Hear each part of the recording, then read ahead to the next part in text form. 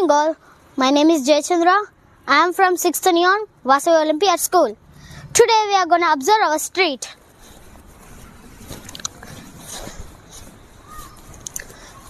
So we can observe our street is very messy because municipality is not caring about them for too long. Also, we should be very aware of we should be very aware of vehicles which were behind us, and also we should follow traffic rules. Such pedestrians should always walk on the left side of the road, and we should not cross the white line which is corner of the road. So let's go to main road now.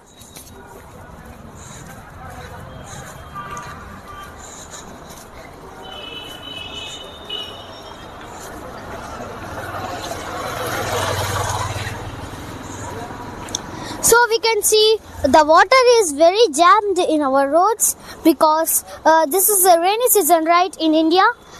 Because of rain, the water which is jammed in here for too long gets us very bad smell.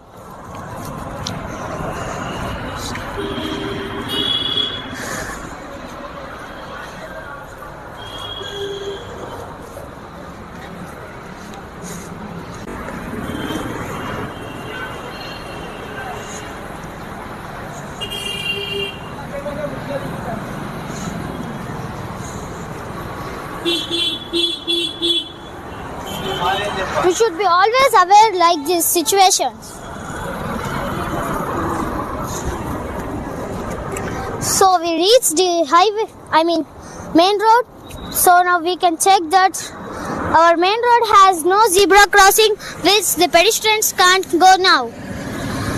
We should be always aware, and we should always go in a zebra crossing to cross the road.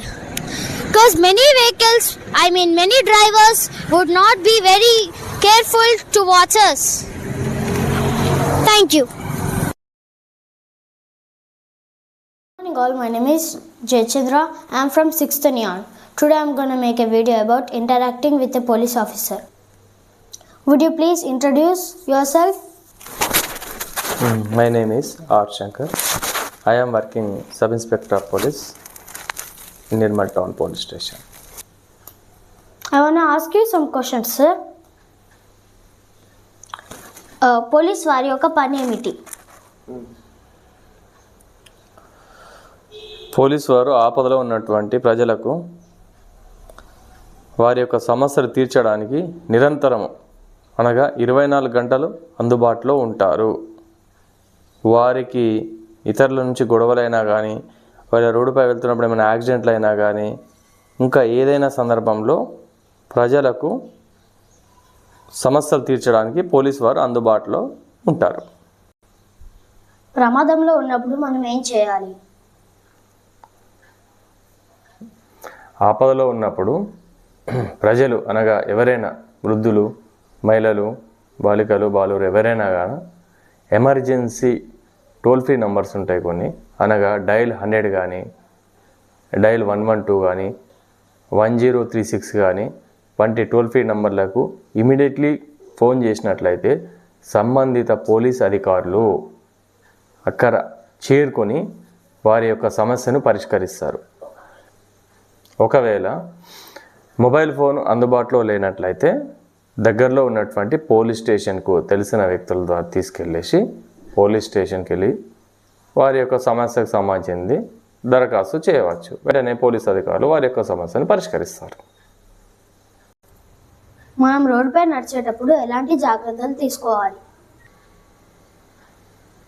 ప్రజలు రోడ్డుపై వెళ్ళేటప్పుడు రోడ్డుకు ఎడమ వైపు నుండి మాత్రమే నడవాలి. అంటే ప్రజలు అనగా ఎవరైనా కావచ్చు, వృద్ధులు, బాలురు, బాలికలు, నడి వయస్కులు ఎడమ వైపు నుండి నడవాలి. మోటార్ సైకిల్ నడిపే వ్యక్తులు ఒకవేళ నేషనల్ హైవే జాతీయ రహదారిపై వెళ్ళేటప్పుడు వైట్ లైన్ ఉంటుంది, ఆ వైట్ లైన్ నుండి మాత్రమే టూ వీలర్ మోటార్ సైకిల్ నడపాలి. తప్పనిసరిగా హెల్మెట్ ధరించాలి. తర్వాత కారు అట్లాంటి 4 వీలర్స్ నడిపే వ్యక్తులు తప్పనిసరిగా సీట్ బెల్ట్ ధరించాలి. రహదారి రోడ్డున ఒకవైపు నుండి ఇంకో వైపుకు వెళ్ళేటప్పుడు ప్రజలు అంటే పాదాచారులు ఖచ్చితంగా జీబ్రా క్రాసింగ్ అంటే వైట్ లైన్స్ ఉంటాయి, వాటిని జీబ్రా క్రాసింగ్ అంటాం. అక్కడ నుండి మాత్రమే రోడ్డుకు ఒక వైపు నుండి ఇంకొక వైపుకు దాటాలి. మరి వేరే చోట్ల వెళ్ళకూడదు, వేరే చోట్ల దాటకూడదు. ఎందుకంటే ఇలా చేయడం వల్ల మన ప్రమాదాలను నివారించగలుగుతాం. పిల్లలు సురక్షితంగా ఎలా ఉండాలి? పిల్లల పట్ల తల్లిదండ్రులు జాగ్రత్తలు తీసుకోవాలి. అనగా తల్లిదండ్రులకు చెప్పకుండా పిల్లలు ఎట్టి పరిస్థితుల్లోనూ బయటకు వెళ్ళకూడదు. అంటే బయటకు వెళ్ళే సందర్భంలో ఖచ్చితంగా తల్లిదండ్రుల పర్మిషన్ తీసుకోవాలి. తర్వాత పిల్లలు చెడు అలవాట్లు ఉన్నటువంటి స్నేహితులకు వారి యొక్క సోపతికి దూరంగా ఉండాలి.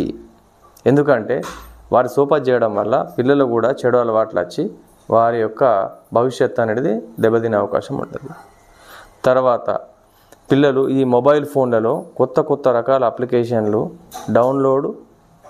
అంటే ఫోన్లు చూడడం వల్ల అవి డౌన్లోడ్ చేసుకోవడం వల్ల ఏమవుతుందంటే ఫోన్ హ్యాక్ అయ్యి ఆ తల్లిదండ్రులకు ఉన్నటువంటి బ్యాంకు సంబంధిత అకౌంట్ నుండి డబ్బులు కూడా సైబర్ నేరస్తులు దోచుకునే అవకాశం ఉంటుంది.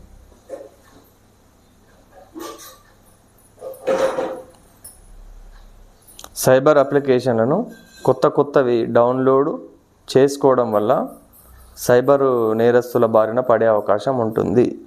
తర్వాత పిల్లలు చెడు అలవాటు డ్రగ్స్, గాంజా, గుడుంబ వంటి వాటికి అలా దూరంగా ఉంటే బాగుంటుంది. మాతో ఇంటర్వ్యూ చేసినందుకు ధన్యవాదములు.